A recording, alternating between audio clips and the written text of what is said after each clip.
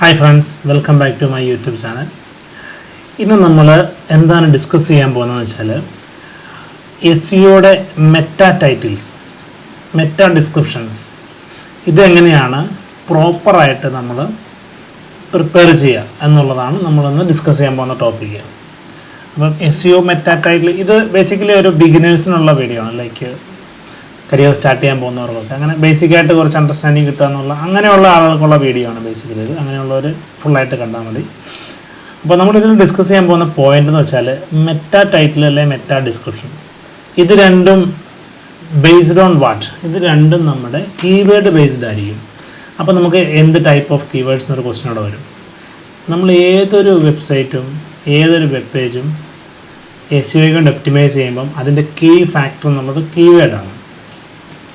അപ്പോൾ ആ keyword choose ചെയ്യുന്ന രീതി ഇതൊക്കെ ഞാൻ വേറൊരു വീഡിയോയിൽ പറഞ്ഞിട്ടുണ്ട്, ആ വീഡിയോ നോക്കിയാൽ മനസ്സിലാവും.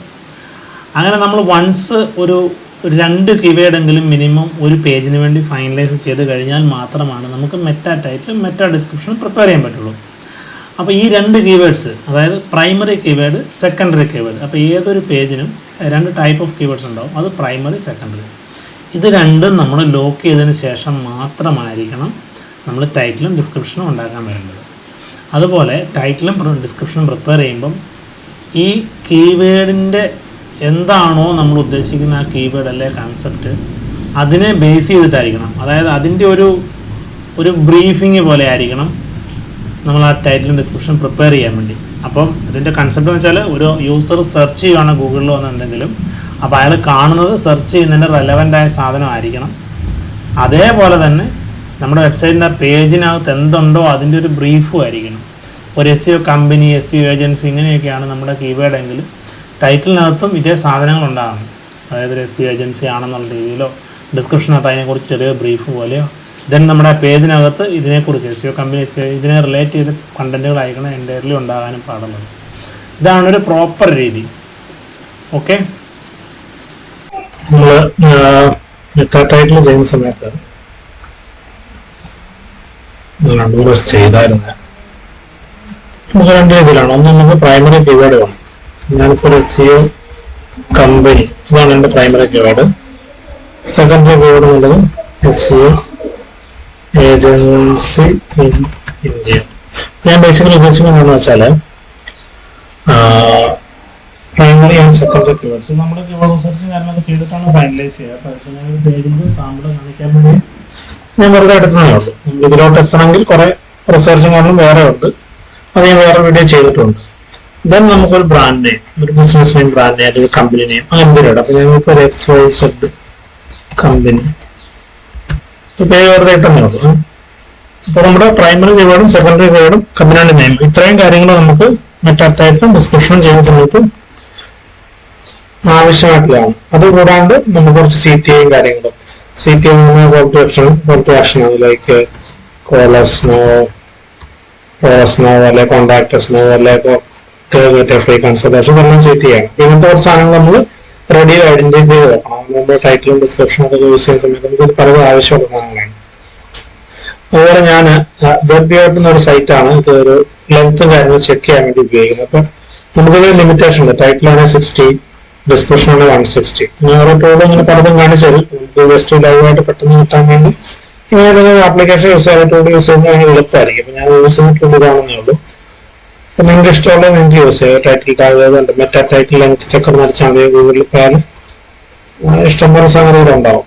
ഓക്കെ, അപ്പൊ ഞാനിപ്പം നമ്മുടെ പ്രൈമറി കീവേഡും സെക്കൻഡറി കീവേഡ്സും എസ്ഇഒ കമ്പനിയാണ് പ്രൈമറി ആയിട്ടുള്ളത്.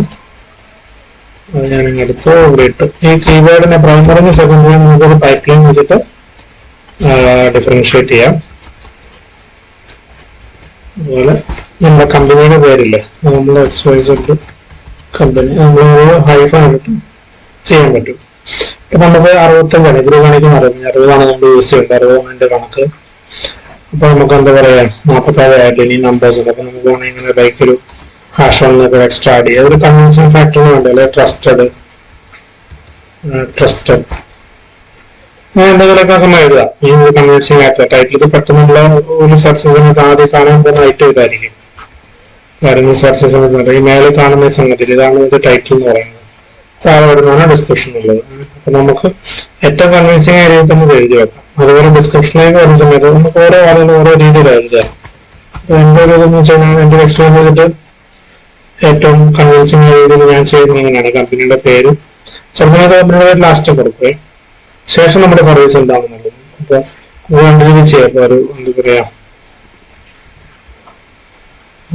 ഇതൊരു കമ്പനി, നമുക്കൊരു ഹാഷ് കമ്പനി കൊടുക്കാം.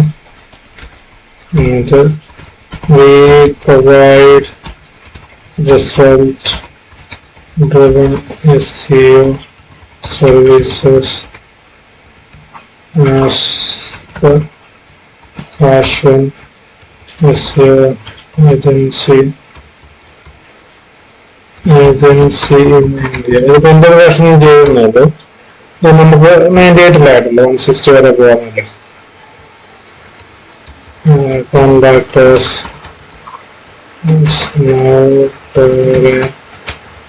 consultation.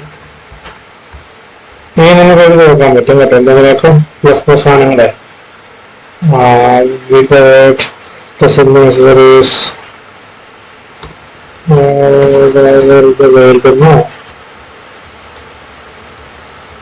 ക്യാപിറ്റലൈസേഷൻ കൊടുക്കും.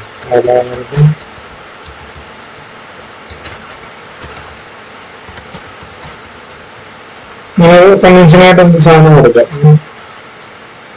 160 വരെ പോകാൻ പറ്റും. ഇത് മാർക്ക് ചെയ്ത് നോക്കണ്ട, 160 വരെ. ഇനി നമുക്ക് പല രീതിയിൽ മാറ്റാം. നമുക്ക് കുറച്ചൊക്കെ ഐഡിയ ഉണ്ടെങ്കിൽ നമുക്കത് ഇഷ്ടം രീതിയിൽ തിരിച്ചു മറിച്ചു കൊടുക്കാം. കൺവിൻസിംഗ് ആയ സാധനമാണ് കൊടുക്കേണ്ടതാണ് നമ്മുടെ പോയിന്റ്. ഇപ്പൊ നമ്മളിപ്പോ എന്താ പറയാ, മെറ്റാ ടൈറ്റിൽ എന്നുള്ള സംഭവം, മെറ്റാ ടൈറ്റിലായി 60 ആണ് ക്യാരക്ടർ ലിമിറ്റ്. അതുപോലെ മെറ്റാ ഡിസ്ക്രിപ്ഷനുമായി 160.